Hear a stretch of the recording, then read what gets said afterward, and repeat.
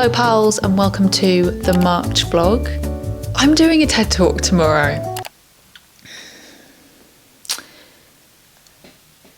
So there's that. I am going to be speaking about fashion and exploitation and my triangle of exploitation. Sorry, I've got such a creaky chair. I do feel like I know less than ever, but at the same time, I feel like I am just at the point at which I'm ready to do something like a TEDx talk. I think there is something about a TEDx or a TED talk that feels like a big deal. And so I've been putting myself under an immense amount of pressure. About 4 days ago, I had to basically leave 50% of my script on the cutting floor. The organisers, who are super supportive and incredibly kind and very helpful, basically said that they want to give me the biggest chance of the talk appearing online. And if I didn't make substantial edits to the talk and remove certain things, they think that that wouldn't have happened. I have spent too much time on this talk to kind of run that risk. It has been slightly disappointing, but I still have that old talk and I'm ready to give it to the right audience. And I think the talk in its kind of current version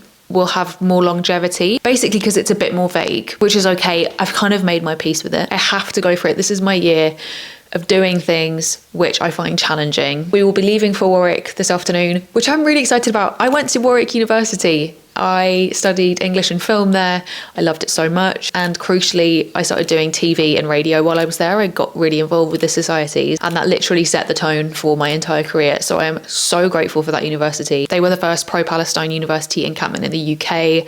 So that felt like another reason why this felt like the right time. That's the start of the vlog. So welcome. It's great to have you here and let's get cracking. Hello and welcome to Warwick University. They have put us in Radcliffe Hotel and I just love a Warwick University room. Now I know this is the hotel, but it's not too dissimilar. Warwick? Yeah, well, I don't know really I haven't spent enough time in other university halls to have like a good gauge, but everything about a Warwick University room just makes sense. There's ample plugs, there's good storage space. We've got a telly, didn't have this in my halls. We've got a desk, very convenient. I did have one of those. A wardrobe where my clothes are hanging up. And then we have a bathroom, which isn't that interesting, but again, very practical. Look at the light on the mirror. Like, that's actually a very good light for makeup. That will be lovely tomorrow morning. Anyway, I'm just about to go and meet Catherine, who's been helping me with my talk and just generally being amazing. So this is the first time we're going to meet in person. Max has made these delicious sticky date cardamom buns. We've bought them because we thought it might be nice if we make friends to share them with new friends. Max is fast asleep and I'm just going through my script because my rehearsal, it was not ideal. It is show day and my camera is just hardly working at all. So I think I'm going to be doing minimal filming today, which is obviously very sad because it's quite an exciting day. But the most important thing is that I nail this talk. I think I just need to be laser focused. So maybe it's a blessing that my camera isn't really working. I think I got 4 hours sleep, so like one solid sleep cycle. And I woke up at 6, ran through my talk, redid my slides. I think I'm now going to have some breakfast and then just crack on with the day. So wish me luck. We're off to meet Catherine. Catherine's been my saviour this weekend. Max has been amazing as well. I feel very supported. Aiming for your own unique phases in life. Yet you took the time. Guys, I did it. That was a lot of work to get to that point and I was just so happy that I've done it. I think it might be out in a month, fingers crossed. Anyway, I wanted to show you what I'm wearing. We're going to do some networking here now with some of the students. And then tonight we're going out for pizza with Lil. I'm going to have a cocktail and I cannot wait.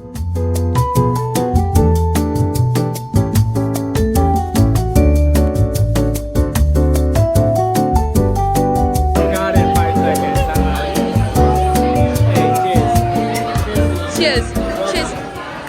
It is the spring equinox today, which means the day and the night are basically the same length. I didn't know that until this very day. I'm really excited because this means I get to unbox my Fern perfume. I first came across them when I was making a video about L'Oreal and Estee Lauder perfume. It was a video about an investigation that found child labour in their supply chain. And as a result of that video, I started looking into more ethical fragrance producers, and Fern came on the top of so many lists that I was looking at. Their fragrances are organic and they're made right here in the UK in Somerset in very small batches. And these are made exclusively for their ledger of clients. Not only does this allow them to reduce waste, it also means they only have to source exactly what they need. Now, of course, it's hard to know whether or not you're going to like a perfume if you don't get to try it, which is why they include little testers in each box.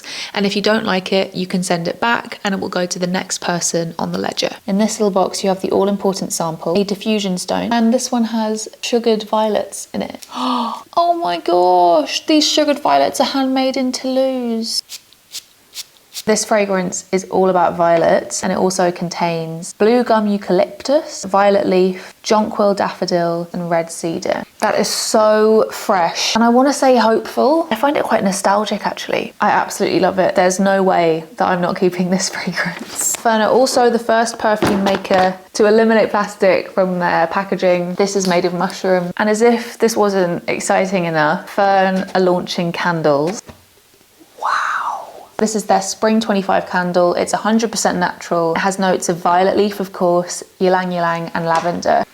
Oh my gosh. Of course their candles smell amazing. Look at that packaging. That is just so gorgeous. If you are yet to try Fern for yourself, all you need to do is tap the link in the description box and join the waiting list. I am about to go to a travel clinic to get my vaccines that I need to go to Ghana. I don't think I've mentioned this yet, but I'm going to Ghana to visit the All Foundation, which is so exciting and feels as though it has been years in the making. But there is quite a lot of preparation that goes into this trip. You also need specifically the yellow fever vaccine, which I haven't had. I tried to get this done on the NHS, but they're just too busy, so I've got to go to a specific private travel clinic. What the NHS have done for me is they've sent me the vaccines that I've already had. Oh, I had hepatitis A in 2019 and I had typhoid in 2017, as well as diphtheria, polio and tetanus in 2017. That's interesting. Okay, let's go get vaccinated.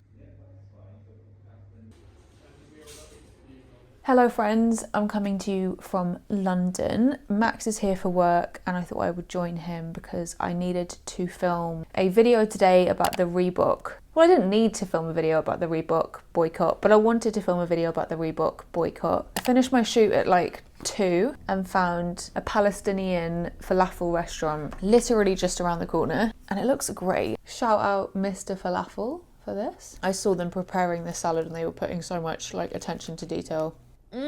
Yum.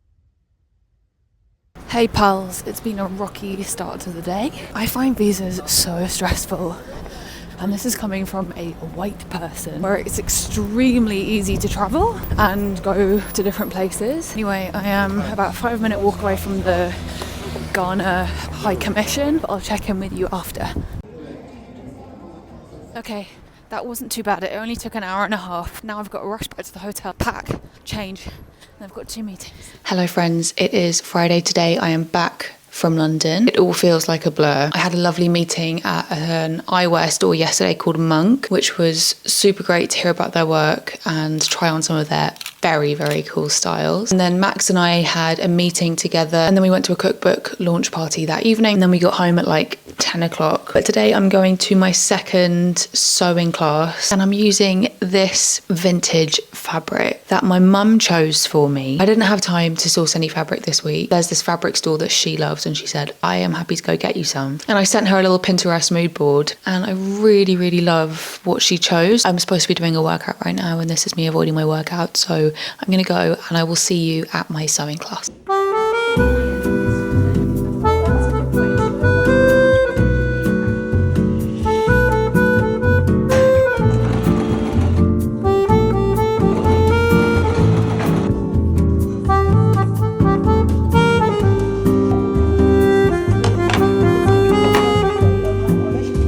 finished my sewing course yesterday, but then we've just been hanging out with friends both last night and today. So I haven't had a moment to film, but I am desperate to show you what I made, and I will in due course. Also, we just bought a pomegranate. I should say it's definitely not from Israel. I checked with the market that we went to. I told my friend Yalda, who is Iranian, that I wanted to try Lava Shack, and she kindly bought me these. These are the fruit roll-ups, and she also bought me some pomegranate molasses.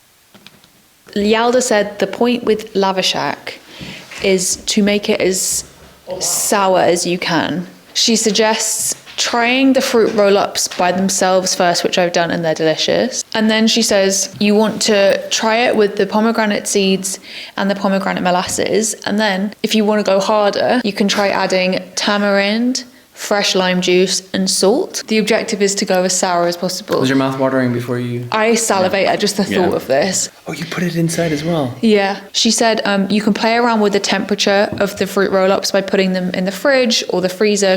Oh my goodness. Oh my goodness. This is like fruit roll-ups. Wow. My whole mouth, the back of my mouth is like screaming at me. And my brain is so excited. I think I've actually gone red. I'm kind of crying. Should we try salt? Wow. Oh wow, am I doing it? Okay. Okay, that's a lot. I think this is a blueberry one. Oh wow. Can you taste that? Wow, wow, wow. Wow. You feel it in the back of your teeth? If you don't like sweet and sour, this isn't for you. If you like sweet and sour, this will be the best thing you've ever eaten. Out of 10? 10. 10. Don't you get excited when you realise how many things there are that we've never tried before? Yeah. When would be your perfect time of day to eat this? I feel like now, after school snack. After school snack. Yeah. The time has come to show you the first item of clothing I have ever made. And I'm thrilled, ecstatic, and overwhelmed. I realised yesterday during the class that in order to make a crisp, perfect item of clothing, you have to have practiced lots, which I haven't yet, but you also need to be quite a patient person. I am not patient, but I'm still very happy with how they turned out. Now, as you know, this class was pitched as a pajama making class. However, I think I'm just going to wear these out and about. They'd look really cute with a little tank top when it's warmer. I hate it when elastic digs into my stomach because I'm an IBS girly. Anytime my stomach feels restricted, I'll feel okay for about an hour and then I'll have incredibly painful stomach aches. Disco pants from American Apparel circa 2012 were my absolute public enemy number one. I still wore them, but that was just the worst for my stomach. And yesterday I was like, wait a second, I can decide how tight I want the elastic to be. This is totally in my hands. This is a revelation. I know those of you who make your own clothes will already be at this point. You'll be like, Felicia, we know, we've been telling you. And just choosing the length, like this is the perfect length. This is exactly what I wanted them. What a revelation. What a revelation. My next step is to buy a secondhand machine and then just crack on. I know some of you have asked where you can do garment making classes. My biggest inspiration for making my own clothes, I should say, is my sister Holly. So for clothes making courses in London, she recommends City Lit. In terms of fabric, whenever it's her birthday or something like that, I get her a voucher for New Craft House. It also has classes, actually. I went on their website and their classes look really great. They have an amazing selection of dead stock fabrics. And then the teacher who I made these trousers with, and also the little pouch and bag that I made in the last video, is called Lauren Holloway, and she does classes around the southwest. But I think my main advice would just be to look on your local community boards if you have a local community arts centre, and this also applies for things like stitch clubs and swap shops. The best thing about doing them locally is that you'll meet local people and you can make friends locally, and local community is everything. So that would be my best advice. Happy Sunday, team. It's time to go dancing.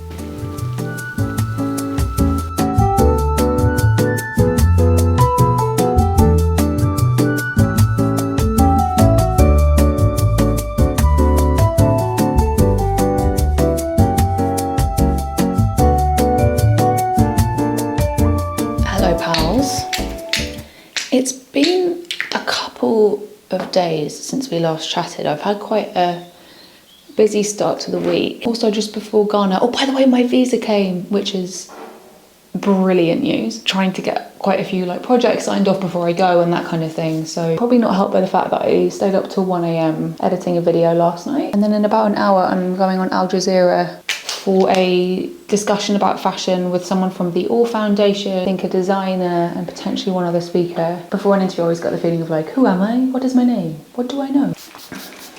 So skincare is now done, and now I'm gonna go put on some makeup and choose an outfit. I just finished getting ready for my interview with Al Jazeera. I'm a little bit nervous.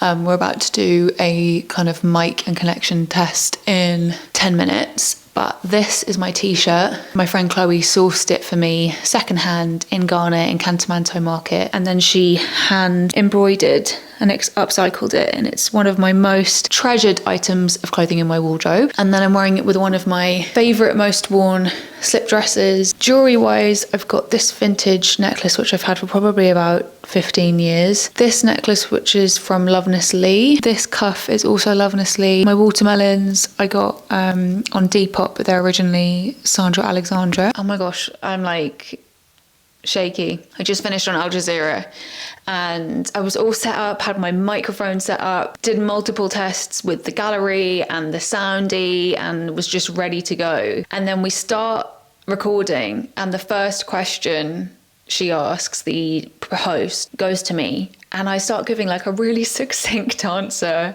and I didn't know what questions I was going to be asked, so I was like, oh, okay, I've got this. And then my connection just goes like black out. That's how we started, which obviously completely threw me. And then I had to relocate. I put myself like right next to our Wi-Fi box because I think it's just our Wi-Fi is just not strong enough. It did throw me, so that's kind of annoying, but I think I still did an okay job. The All Foundation were also on the call, and so I kind of re-amplified the demands of the Speak Volumes campaign. So that was good. It is currently 20 to 6, so 5:40. And I'm on a walk, and just look, there's still so much light. The birds are so happy. Or maybe they're like anxious as anything, but they're very loud. And I like to think it's because they're happy, because they're like, yay, we're alive, more light, we're alive. I really am enjoying making these sort of monthly highlight reels, and I really hope you're enjoying watching them. A massive thank you to the wonderful folks at Fern for working with me, and I'll see you in the next video, which is going to include a trip to Ghana, which is so exciting. See you in the next video. Bye.